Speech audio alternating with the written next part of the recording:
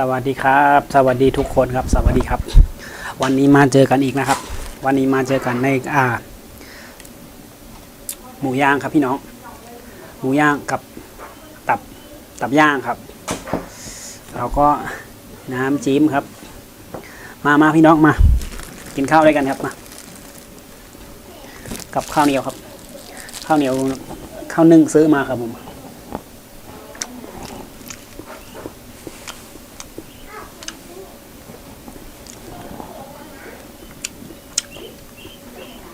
ตับย่างครับ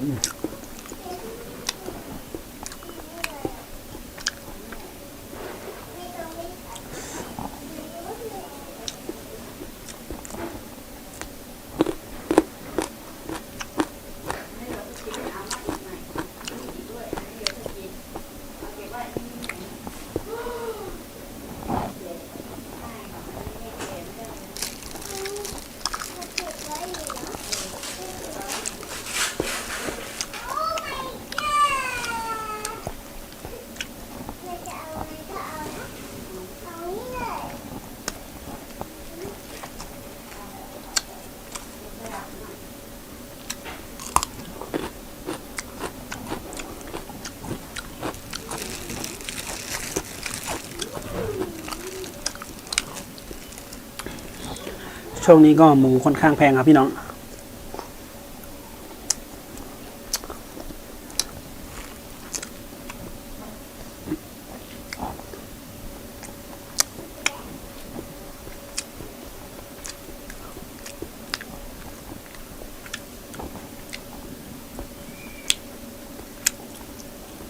ตับย่างครับ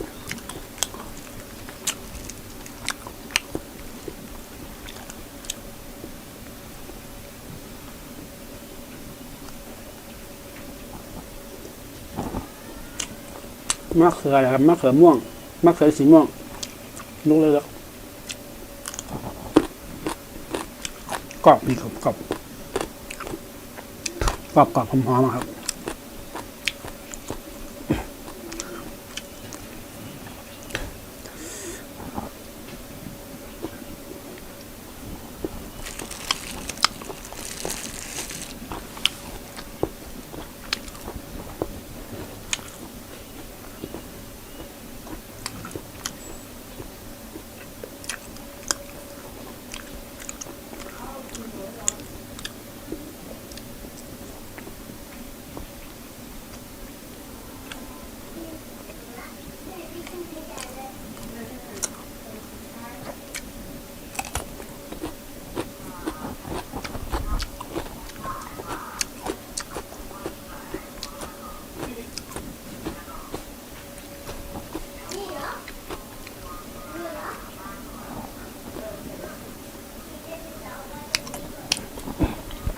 มาครับพี่น้อง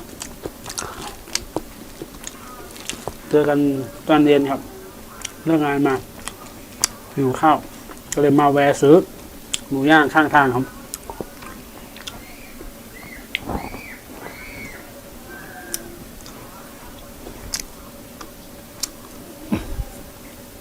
ช่วงนี้ก็งาน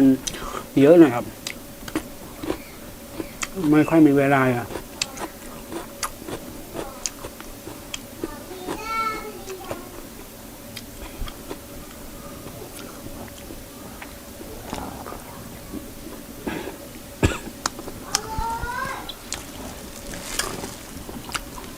ชีวิตของคนทำงาน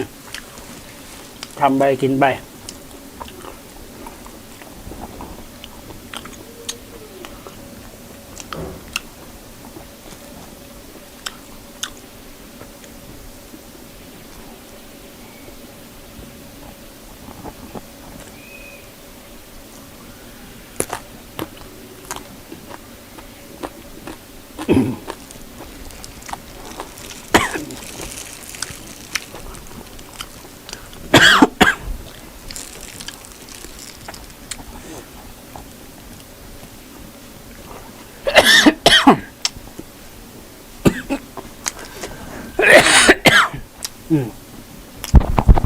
คันคอ อ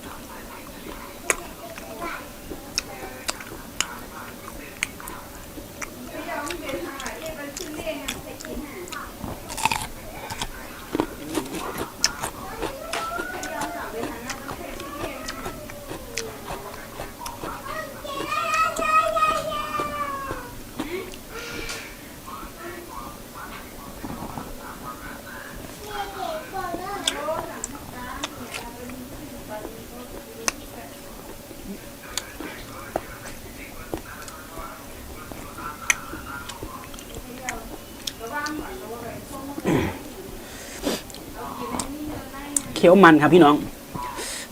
หมูย่างเนาะแต่มันไม่ค่อยกรอบมันก็เคี้ยวมันครับ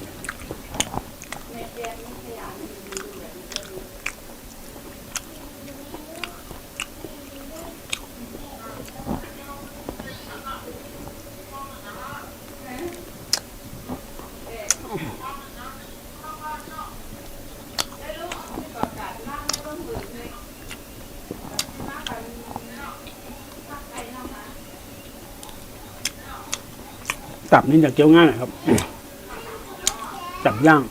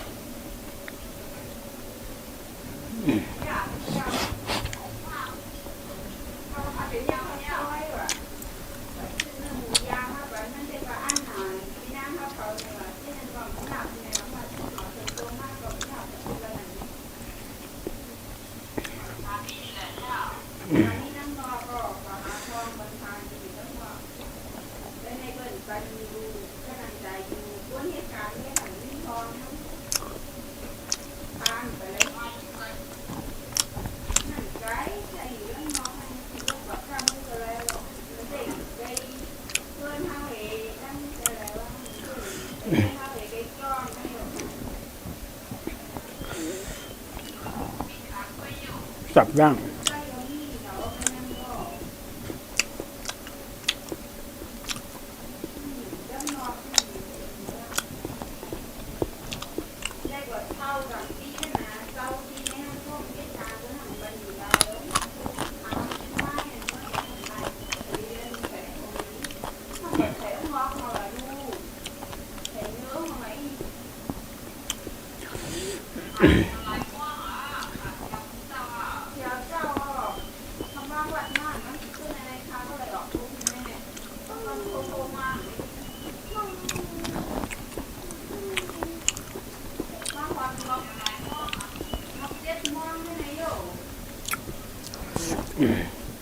โอเค